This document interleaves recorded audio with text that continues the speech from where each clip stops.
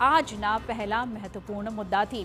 ખૂબ જ રાહ જોવડાવ્યા બાદ આખરે ગુજરાતમાં મેઘરાજાએ મહેર વરસાવી છે, પરંતુ આ વરસાદને જોઈ લોકો કાળઝાળ ગરમીમાં રાહત અનુભવે તે પહેલા જ વરસાદી માહોલ લોકો માટે આફત સાબિત થઈને આવ્યો છે। जरा आपनी स्क्रीन पर देखाता आ 4 अलग अलग दृश्यों निहाळो અને आपने समझाई जशे कि तंत्रना करोड़ों रूपिया केवा पाणीमां बैठा छे। दर वर्षे नवा दावाओ, परंतु परिणाम एकનું એક જ। दर वर्षे आनी आ ज स्थिति અને જુઓ કઈ રીતે રાજકોટ, જામનગર, વડોદરા અને સુરતની આવી સ્થિતિ ખરાબ બની છે। આમ તો આ શહેરો મહાનગરો છે, પરંતુ તેમની સ્થિતિ રાજ્યના અંતરિયાળ વિસ્તારમાં વિકાસની ઝંખના કરતા ગામડા જેવી થઈ ગઈ છે।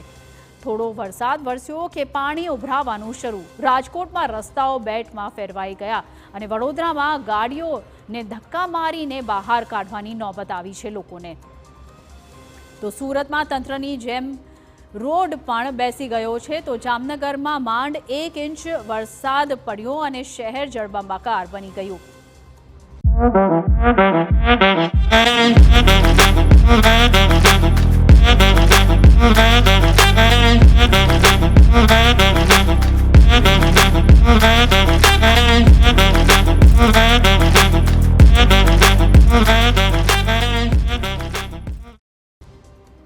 સૌથી પહેલા રાજકોટના દ્રશ્યો નિહાળો।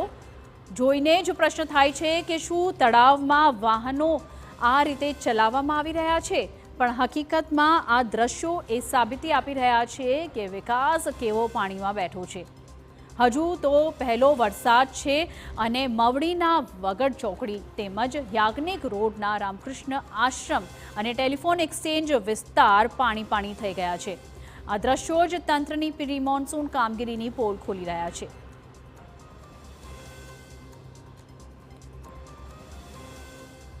તો બીજી તરફ મોટા મોવામાં સ્કૂલ બસ ફસાઈ જતા શાળાએ જતા બાળકોને પણ ભારે હાલાકીનો સામનો કરવો પડ્યો હતો। મુદ્દો એ છે કે જો પહેલા જ વરસાદમાં આ સ્થિતિ હોય તો આવનારા દિવસોમાં કેવી હાલત થશે। આ મામલે સ્થાનિકોમાં પણ ખૂબ જ આક્રોશ જોવા મળ્યો છે।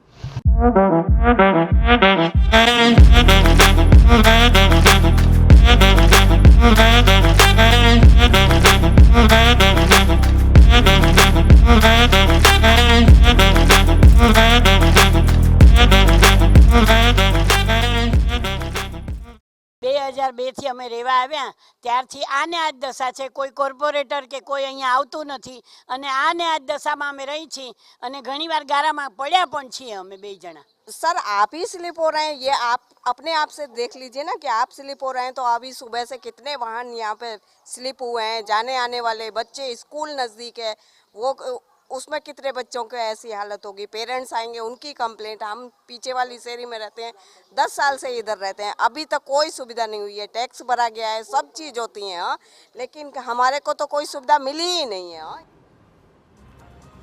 સૌથી કપરી સ્થિતિ તો રાજકોટમાં જોવા મળી છે અને તમામ લોકોને ખૂબ વધારે અહીં હાલાકીનો સામનો કરવો પડી રહ્યો છે। સાથે જામનગરમાં પણ આવી જ કંઈ સ્થિતિ સર્જાઈ છે। જામનગરમાં વિકાસના લીરે લીરા ઉડાડતા દ્રશ્યો સામે આવ્યા છે અને ભારે વરસાદ પડતા કાલાવડના મુડિયા ગામમાં પુલ તૂટી પડ્યો હતો અને પુલ તૂટતા બાળકો ફસાયા હતા। જો કે તંત્ર તો કામે પહેલાં પણ ન હતું આવ્યું અને અત્યારે પણ નહીં, અને એટલે જ લોકોએ તંત્રને મદદ કરવાની તેની અપેક્ષા છોડી દીધી છે અને જાતે જ બાળકોનું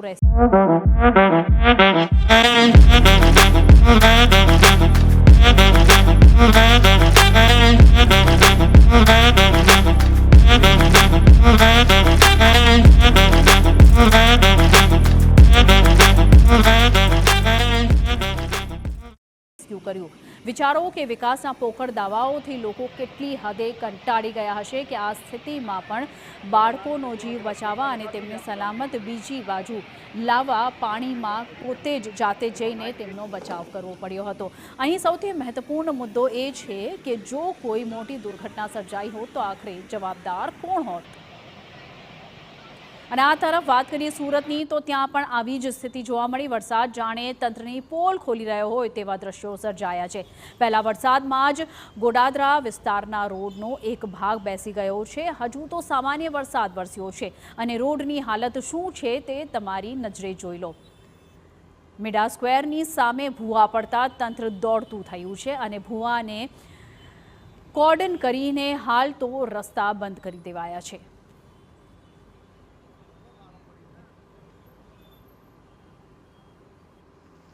વડોદરા પણ